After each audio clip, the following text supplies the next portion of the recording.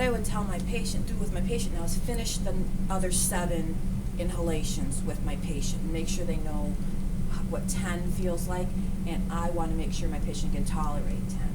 Okay, so let's assume that you finished all the breaths. Okay, all right, so great. I am going to leave this device right here at your bedside now, so you can reach it. I'm not going to take that away from you.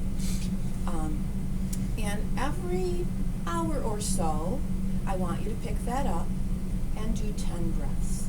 Okay? But give yourself breaks in between, okay, so you don't get lightheaded, all right? But every hour or two, while you're awake, you don't have to do it while you're asleep.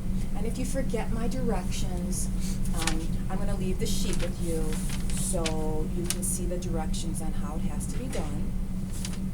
And what we're going to do today is start you off on your little diary here. So today, the highest I saw you do was 2,000. So I'm going to put a little dot right there at the 2,000. I'm also going to circle your goal, which we set at 2,600. Okay. I'm going to write that in there, 2,600 is your goal. Okay. And so each time you do this, I want you to put a little dot in the place where was your highest one for that session, okay? So you'll have a bunch of dots for today and then a bunch of dots for tomorrow, and hoping the dots start going up and up and up so you can reach your goal, okay? All right, so what I'd like you to try and do now is to cough for me. Okay, so hold that really tight. Okay, take a deep breath and cough. Okay, here's some tissues in case you cough something up. All right, try that again. Deep breath.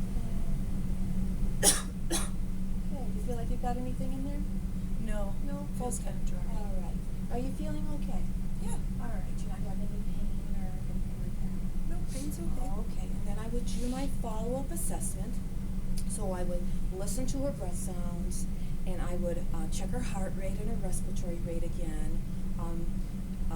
If necessary, the pulse oximetry. All right. Monitor her color. Now, she wasn't on oxygen when I came into the room, so I wasn't as concerned about monitoring her oximetry, but if she was on oxygen during the therapy, I would definitely be monitoring her pulse oximetry and adjust the oxygen accordingly. So if she was on a cannula, I would leave the cannula on. If she was on an oxygen mask, I could actually add oxygen to the back of here, run a flow meter into the back of here, and then use the chart right here to adjust the liter flow to get the oxygen concentration that I needed, and then obviously monitor with pulse oximetry to make sure that that was working properly. All right. So and now as far as discontinuing this, I would like you to continue using this until you're up and walking around and you can take deep breaths and cough without any pain, you know. Or the doctor may come in and discontinue it. And when you're discharged, you're welcome to take it home. Nobody else is going to use this. This is your device, or we could just throw it away. But that's usually when you stop doing it. You'll know, you're not having any difficulty anymore taking deep breaths and coughing. All right, so I'm going to leave your equipment here. I'm going to clean up the area. Take all my stuff with me. I didn't need the nose clips because she performed it just fine. Leave this with you. Tissues as well. So we clean up the area and make sure our patient is safe. Finish your call light just in case you need it. And I'll leave that pillow for you in case you have to deep breathe and cough. So my patient is safe. Do you have any other questions for me? Okay, and then I would wash my hands, and then I would go out and document. Now, let me just set this over here. Let's talk about the documentation. So what I'm going to have you actually do is fill out the top portion, and then on here, I want you to write down things that are subjective.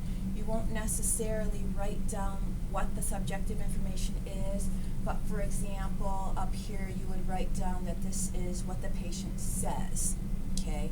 So the patient would have to tell you if they had dyspnea or they were short of breath, those type of, if they were having pain. That's subjective information, okay? then down in the objective portion, this would be something you can see, hear, smell, measure. So you would write down things like vital signs and breath sounds and the most pertinent things that you would check. Not necessarily, again, going to write the results, but the things you would check in these categories, types of questions you'd ask about, and the things that you would check here. And then under the assessment, basically, we decided that the patient qualified for incentive spirometry, okay, based on their diagnosis and the numbers, okay. So that was what we decided to do, was incentive spirometry, as we analyzed the patient, and they had some post-op pain, and they weren't taking deep breaths. So the plan now is to have the patient continue the volume expansion therapy, the incentive spirometry on their own every 2 hours, 10 times a session while awake. And then you sign it, first initial, full last name, SRT, and you date it. Okay? And I believe that we should be all set. I think we've got everything, hopefully. All right. Thank you.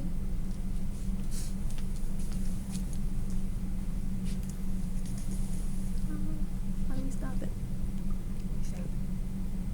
I don't know how to stop it. Okay. Okay.